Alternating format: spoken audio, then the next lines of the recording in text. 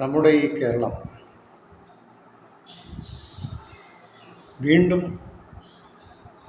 നമ്മളെ വരും തലമുറയെ അടിമത്തത്തിലേക്ക് കൊണ്ടുപോകാനുള്ള ശ്രമം തുടങ്ങിയിരിക്കുകയാണ്. കാരണം കഴിഞ്ഞ കുറച്ച് ദിവസങ്ങൾ കൊണ്ട്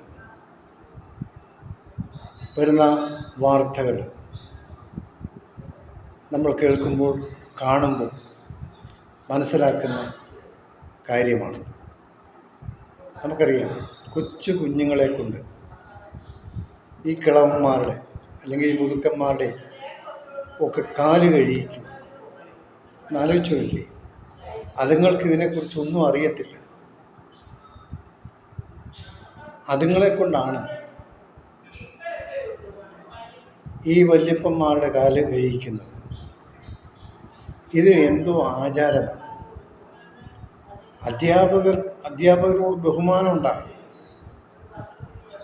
അതാവശ്യമാണ്. പക്ഷെ അവരെ പൂജിക്കേണ്ട കാര്യങ്ങളുണ്ട്. കുഞ്ഞുങ്ങളെ കൊണ്ട് അങ്ങനെ ചെയ്യിക്കേണ്ട കാര്യങ്ങൾ ഒരിക്കലുമില്ല.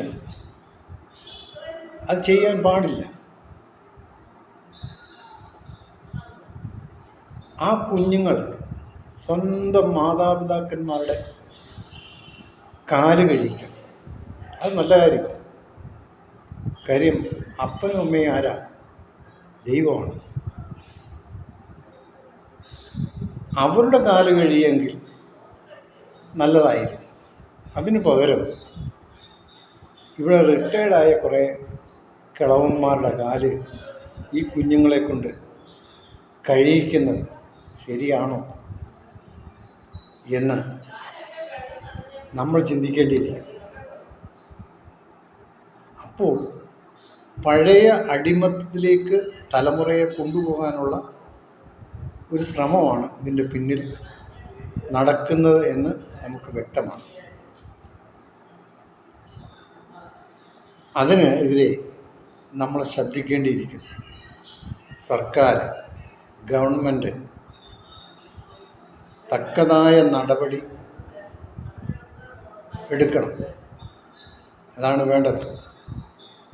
ഇത്തരം കാര്യങ്ങൾ കുഞ്ഞുങ്ങളെ കൊണ്ട് ഒരിക്കലും ചെയ്യിക്കരുത്.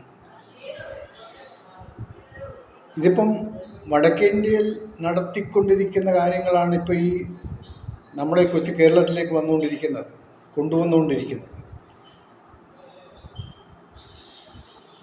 അവിടെ അടിമത്വമാണല്ലോ. ഇന്നും അവിടെ സ്വാതന്ത്ര്യം കിട്ടിയിട്ടില്ല. ഇന്നും അവിടെ അടിമത്വമാണ്. ദളിതരെയും മറ്റുള്ളവരെയൊക്കെ ഇന്നും അടിമകളാക്കി വെച്ചിരിക്കുക. അവരെ കണ്ടാൽ തൊഴണം, അവരുടെ പാദം വണങ്ങണം. ഇതൊക്കെ ഇന്നും അവിടെ നിലനിൽക്കുക.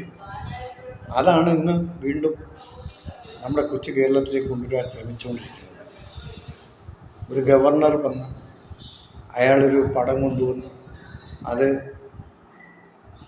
അവിടെ വെച്ച് അതിനെ പൂജിക്കുന്നു, അതിനെ വണങ്ങുന്നു, വണങ്ങാത്തവരെ കുറ്റപ്പെടുത്തുന്നു. അപ്പോൾ ഇങ്ങനെയുള്ള കാര്യങ്ങൾ കേന്ദ്രത്തിൻ്റെ ചില ഉദ്യോഗസ്ഥർ കടന്നു വന്നിട്ട് അവരിവിടെ അത് പ്രചരിപ്പിക്കാനായിട്ടുള്ള പദ്ധതികൾ നടപ്പിലാക്കുക, അജണ്ടകൾ നടപ്പാക്കുക. നമ്മുടെ ദൈവം നമ്മുടെ അപ്പനും അമ്മയും. ആ അപ്പനും അമ്മയുടെ കാല് കഴുകുന്നതാണ് അനുഗ്രഹം. അല്ല കുറേ കിളവന്മാരുടെ കാല് കഴുകുന്ന അധ്യാപകരാണെന്ന് പറഞ്ഞ് അവരുടെ കാലൊന്നും കഴുകേണ്ട കാര്യങ്ങളൊന്നുമില്ല. അവരെ കാണുമ്പോൾ ഒന്ന് ബഹുമാനിക്കണം, അതാവശ്യം. അല്ലാതെ വേറൊന്നുമില്ല. അല്ല, എൻ്റെ അധ്യാപകനാണ് എന്നൊരു തോന്നലുണ്ടാകും. അതിനവരുടെ കീഴിൽ പോയി അവരുടെ കാല് നീട്ടി ഈ കുഞ്ഞുങ്ങളെ കൊണ്ട് ആ പാദം കഴിയിക്കുക, പൂവിടുക.